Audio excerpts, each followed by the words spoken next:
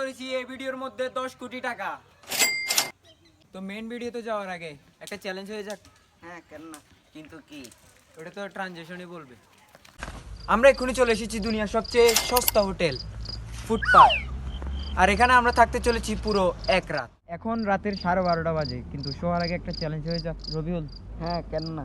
যদি তুমি বলতে পারো 1+1 কত হয়, তাহলে আমি তোমাকে দেব 10,000 টাকা। আমি বলি।